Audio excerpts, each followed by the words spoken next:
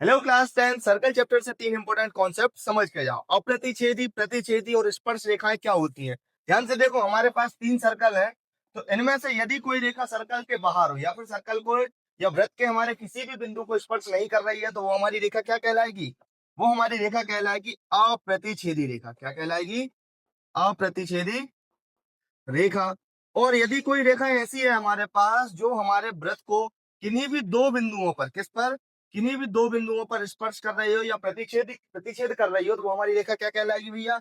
वो हमारी रेखा कहलाएगी प्रतिच्छेदी रेखा। मतलब यदि दो बिंदुओं पर स्पर्श कर रही है या प्रतिच्छेद कर रही है, तो वो हमारी रेखा क्या कहलाएगी? प्रतिच्छेदी रेखा। यदि स्पर्श नहीं कर रही है तो वो अप्रतिच्छेदी। यदि दो बिंदुओं पर स्पर्श कर रही है तो वो प्रतिच्छेदी।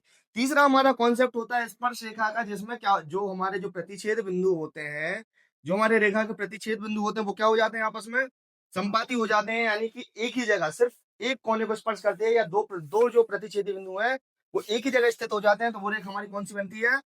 स्पर्श रेखा बनती है। कौन सी रेखा बनती है भैया? स्पर्श रेखा बनती है। तो आप फटाफट समझ गए होंगे कि भाई हमारी जो अप्रतिच्छेदी रेखा है या प्रतिच्छेदी रेखा है या स्पर्श रेखा, जो हमारे क्लास 10th के सर्कल चैप्टर में बहुत इंपॉर्टेंट है, तीनों कॉन्सेप्ट को आप समझ चुके हैं।